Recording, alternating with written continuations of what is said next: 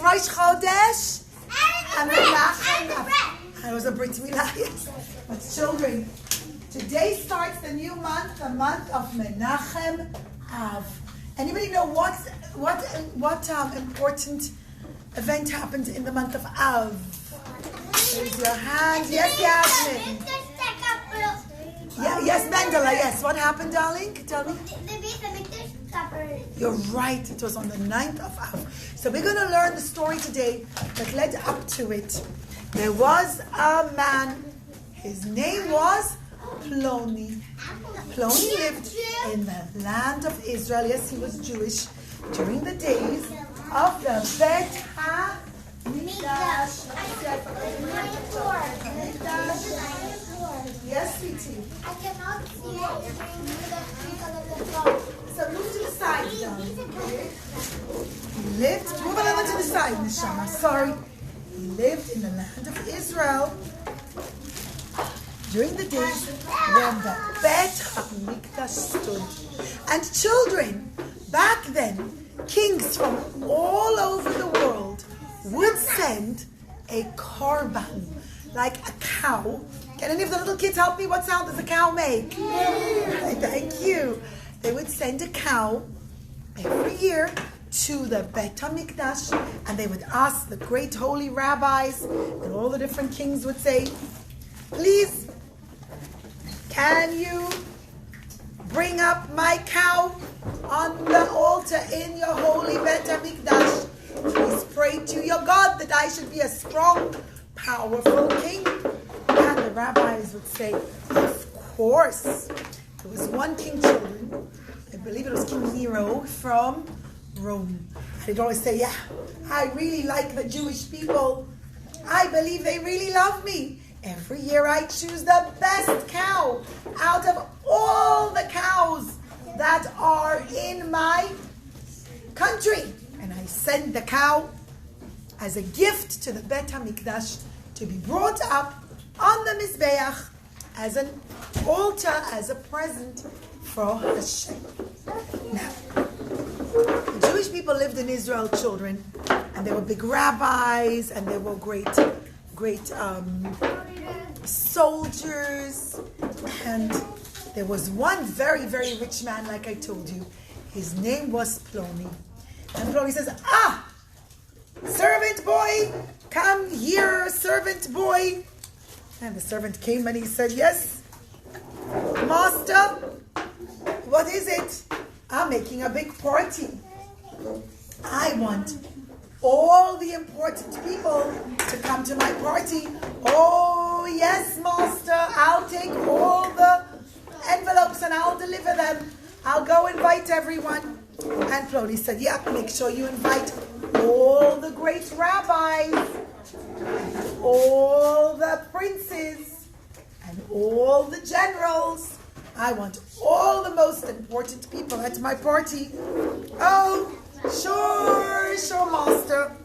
And the servant boy took the pile of envelopes. Many envelopes and many names on them. Looked at the first one and it said, all the rabbis. And he went to the big rabbis and he said, rabbis, my master Ploni is inviting you to his party. Oh, thank you so much. Your master is a very important individual. He's very wealthy and he's very important in the community. Thank you so much. I'll accept. I'm happy to come. And the rabbis took it. He went to all the other important people.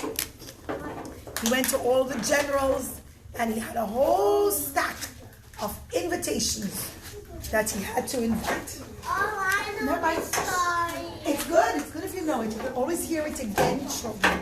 We learn again and again. And then how you invited the bad one. And then there was one envelope, children, that said on it, Kamtza.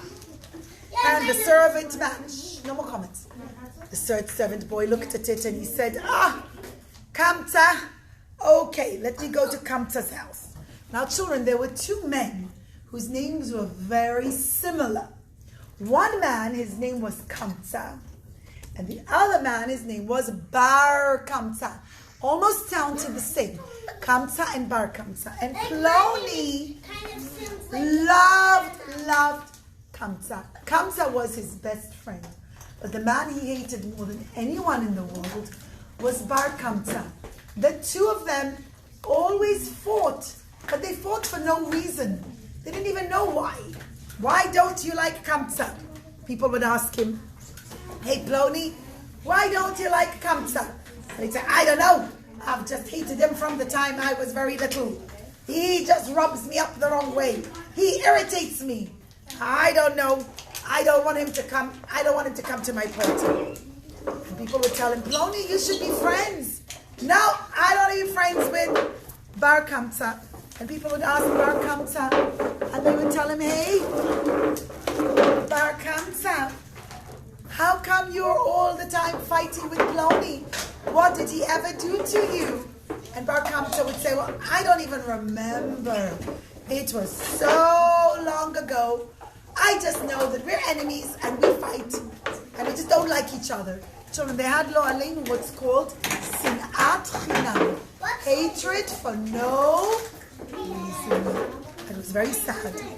And the man comes and he looks at the house and there's a sign on the door. And he says, okay, what does it say on the envelope? Let me look.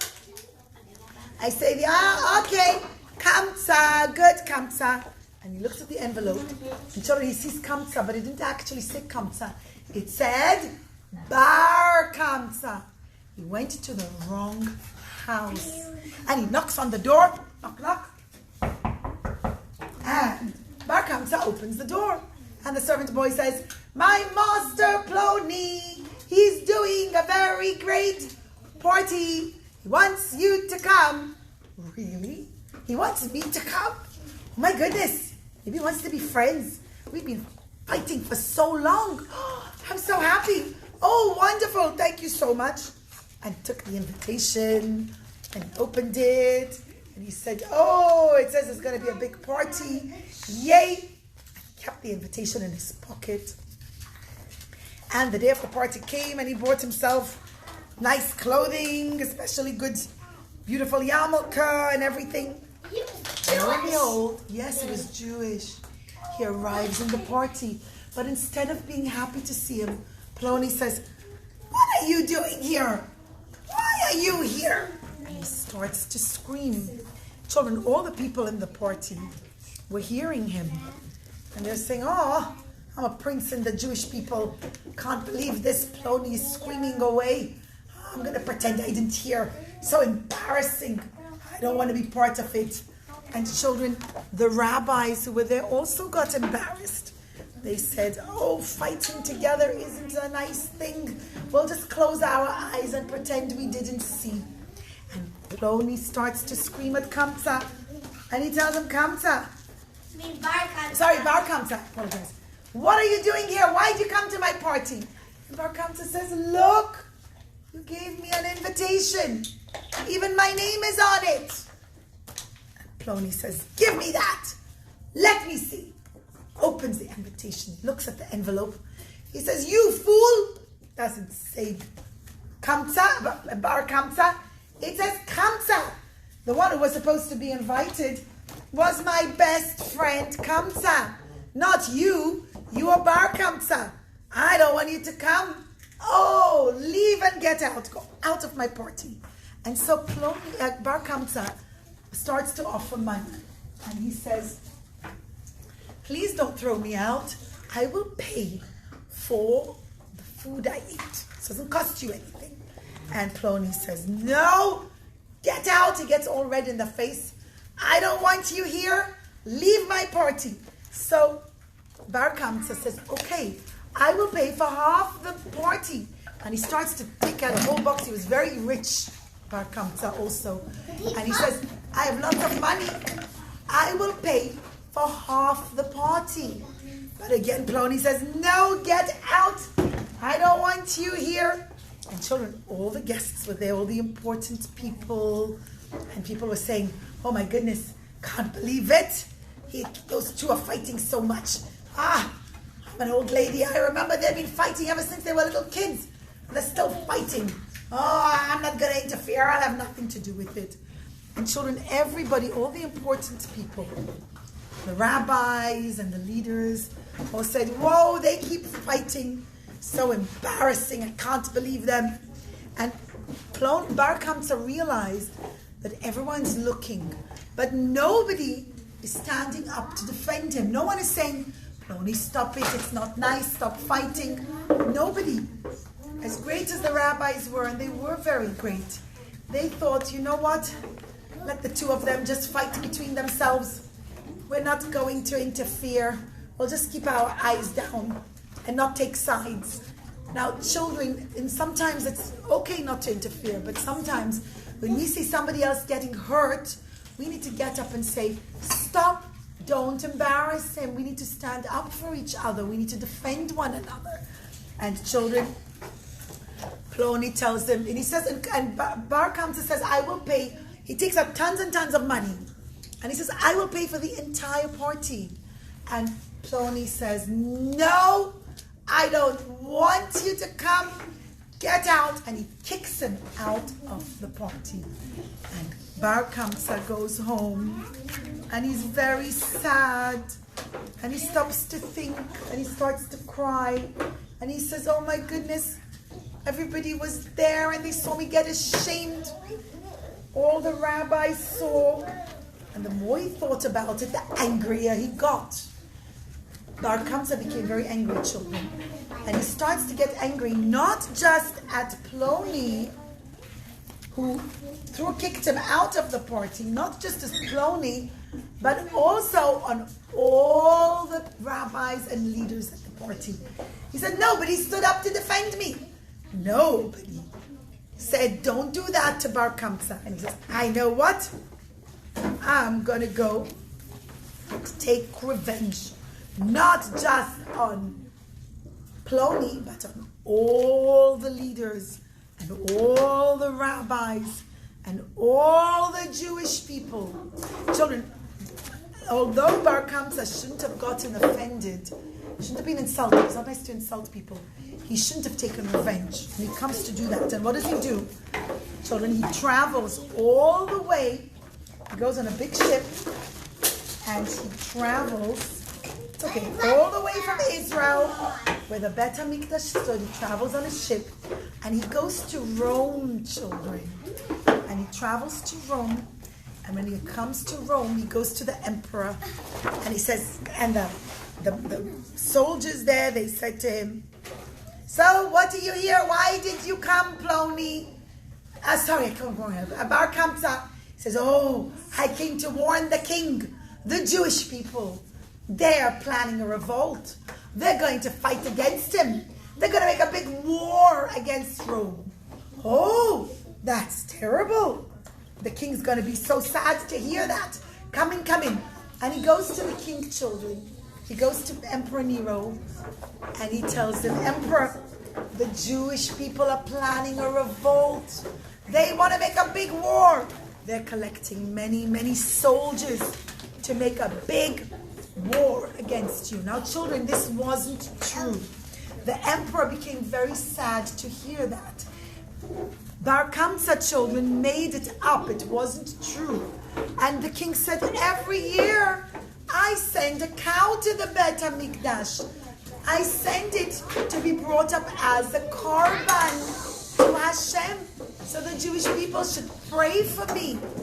And Bar Kamtza tells him, nah, they don't take your cow and put it as a sacrifice for Hashem. They never accept your cow and they never pray for you. It's all made up. Now, children, it wasn't true. The Jewish people always used to accept the cow. Kids, get a little noisy. Sorry, darlings. Let's all sit down, okay? 1 second. All right, there's another chair. It's okay. There's another chair. So, children, the emperor said, okay, you know what I'll do here? We have him as a puppet. He says, you know what we'll do? I'll send spies to see what happens to the cow I send this week. And he sends the cow, children, on the ship back to Israel. But he doesn't send the cow alone. He sends the cow with spies to go look and check. You can make yourself spies. You can make yourself a spy. Good job. Excellent. Can you see? Make binoculars. And they made themselves like spies to see what would happen to the cow. Now, children, the spies were there, the soldiers of the king, on the ship with the cow. But you know who else was there? Also, Bar Kamtza himself. And Bar Kamtza comes with a knife, and he takes the knife. Hello, Hannah. He takes the knife, children. He goes to the cow, and by the mouth of the cow, inside where you couldn't see clearly, like by the tongue or the inside of the lip, I'm not sure exactly, he makes a cut. He cuts it so you don't see it. So now it has a blemish. A blemish is like a boo-boo. And the cow arrives in Israel. And the soldiers of the king, they say, Jewish rabbis, just like every year, the king has sent a cow to be brought up as a korban on the Mizbeach. So you should pray that he should be a big, mighty emperor. And the rabbi said, why, that's wonderful. Thank you so much. We are so happy to hear that. Of course, we'll just check the cow. And they start to check the cow, children. They look at the ears, and the ears are good. They check the horns. And they check the feet. And they check the tail. They check every part of the cow.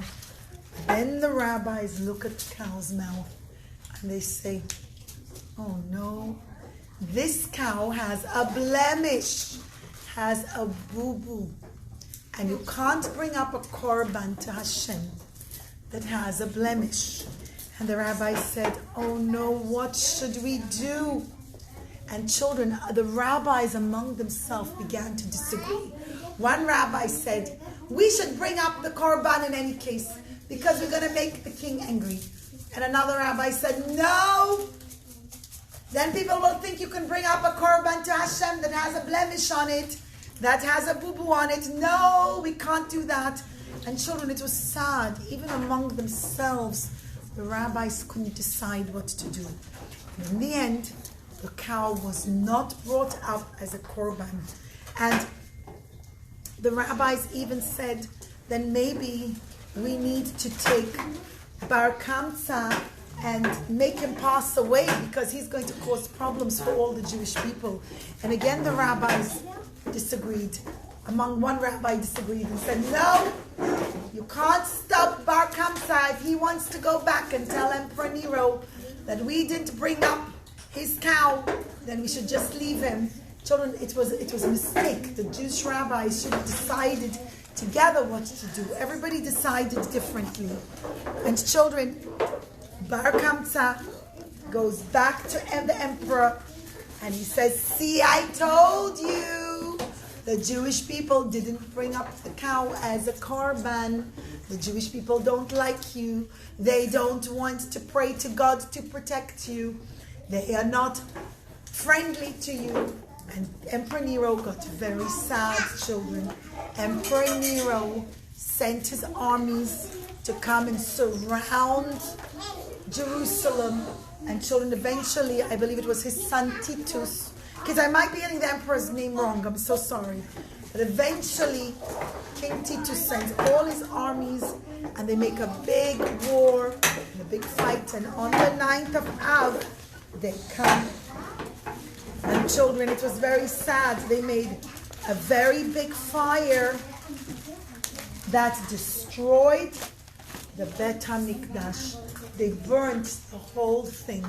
The entire Bet Hamikdash gets razed to the ground and completely wiped out. And all the Jewish people were taken as slaves to Rome.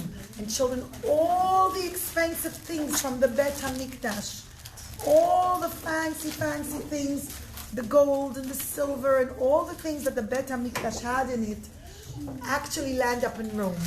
And today, almost 2,000 years later, a lot of the artifacts are still there. things like different objects from the Bet Hamikdash. Certainly the clothing of the Kohen Gadol. Let me show you the picture of the Kohen Gadol, children. Sorry, I And forgot. also when King Ahasuerus, where the king... Yeah, King Ahasuerus though was a story before this one, darling. It's a different story. Now when King Ahasuerus, he wearing the kind of You're right, King Ahasuerus wore the Kohen Gadol's clothing and Hashem was so angry with him. And Hashem punished King Ahasuerus for doing that. But even some of the clothing from the Kohen Gadol, everything landed up in Rome. And in fact, we're told that a lot of the things are still in Rome, children, in the Vatican. It's things that belonged to the Jewish people in our Bet HaMikdash, in our holy Bet HaMikdash, close to 2,000 years ago. And you know what's interesting? Children, once again, Liana, darling, I like how you were sitting before. Thank you. In the Torah, this is a little complicated, maybe the older kids can understand. It says two things. It says that if you look at the crown, like the gold plate that the Kohen Gadol wore on his head, according to Torah, if you read one opinion, it says that on it is written the words Chodesh la Hashem, which means holy to Hashem. Oh, there's no pen. Well, this is over here on the board. It said Chodesh La Hashem. And according to another opinion, it said no, this head plate of the Kohen Gadol had on it Hashem's four-letter name, Yud Kei Vav Kei. The Yud and then the Hey and the Vav and Hey. And so when I was a little girl in England, a big rabbi, Rabbi Jakobovitz, was invited to the Vatican to come and see some of the things that were there. I hope I'm remembering the story correct because I was a little girl then. But so one of the things he saw was this tzitz, this head gold plate that we'll take comments later, darling, okay? That the Kohen Gadol had. And so the other rabbis, they told him, Rabbi Jakobovitz, what's written on it? Which is right. Is it written Chodesh la Hashem, or is written Yud Kei Vav Kei? Now that you actually saw it, we can know. And you know what the rabbi said? He said, it's so interesting. If I stood on one side of the room, I saw the words Chodesh la Hashem. But if I stood on the other side of the room, I saw the letters Yud Kei Vav Kei. So that both were true. So that when Chazal tell us, our old ancient rabbis from the Gemara tell us in the Farshim, and they seem to contradict themselves, we need to understand that both are correct. You just have to understand it better. Either way, children, the Bet HaMikdash on the 9th of Av got destroyed because people hated each other for no reason. Do you know what's going to rebuild the Bet HaMikdash, children? Excellent. Who said that? Say that louder. Right. They hated each other for no reason, and that's what destroyed the Bet HaMikdash. Children having Avat Yisrael, loving each other for no reason. Right? Loving each other not because they gave me a present, not because they gave me a toy, not because I like playing with them, just loving each other because this is my fellow Jew, it's my brother, it's my sister, and by extension loving everybody, being kind to everyone. When we will have Ahavat Chinam, children, the bet, and respecting one another, listening to what other people are saying, respecting other people's opinions, be tolerant of other people, and everybody loving one another, that will bring about Be'ezrat Hashem, the building of the third Bet HaMikdash, especially during these days, during the 9 days. May it happen speedily in our days. I see both Esties have their hand up. So the first Esti Maccabi, yes, tell me. Why did Kamtza say Why did he lie? Children, darling, he wasn't a good person. He was confused. He listened to his Yetzer Hara. That's why we mustn't listen to the Yetzer Hara. We have a Yetzer Hara and we have a Yetzer Tov, and we need to listen to our Yetzer Tov, not to do like him. Look, he made, darling, at the end, you know what happened to Bar Kamtza at the end? The king was so angry with him In the end, the whole revolt came, and he was so angry with him that in the end, Bar Kamtza himself got killed. When they came to hurt the Jewish people, the first person he killed was Bar Kamtza himself. So Bar Kamtza tried to destroy the Jewish nation and destroy everybody else, but the first one who got destroyed was he himself. But you're right, we mustn't listen to our Yetzer Hara. Only Yetzer Tov. Yes, Esther Miriam. Sorry, darling. Okay, so I actually heard that they just love each other for no reason. That's right. It's called Ahavat Chinam. Loving each other for no reason. Avital, did you have your hands up, darling? Yes, darling. Girls, let's be respectful to each other. Somebody wants to ask a question. Let's listen. Avital, yes. Why did Bar Kamtza have a king who was Jewish himself? He was Jewish himself, darling, but that was a sad thing. Even though he was Jewish, he didn't love other Jewish people. And he thought that the rabbis were bad. He thought that the government was bad. He didn't like anyone. Oh, thank you, Hannah. Thank you, darling. He thought that he didn't... Instead of saying we're all united, let the rabbis and the prime minister and the government and everybody be together, they were fighting with each other. Yes, one second. Yasmin, yes. Yes, Yasmin, yes, darling. We'll take 2 more questions and that's it. It's almost dismissal, children. Yes.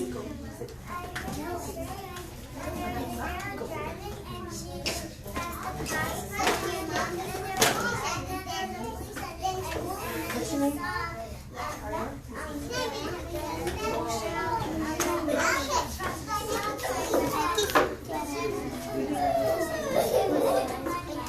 Oh.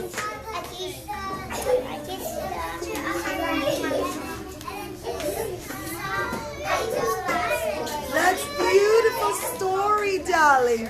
That's lovely. I must have been so happy to see the picture of the Rebbe. Beautiful. One last comment, Kayla. One last comment. Yes. Right, getting too noisy, guys. I told you not to go. Yeah, why did Bar Kamtza and Ploni fight? We don't know. How did they get into We don't know. And that's the silly thing. They fought over nothing. You know what? Sometimes people fight and they end up not liking each other. And then when you ask them a year later, why are you angry with that person still? They say, I don't know, I can't remember. Yeah, because the reason itself is just an excuse, darling. We should always be loving to one another and not be ever fighting. Always be kind.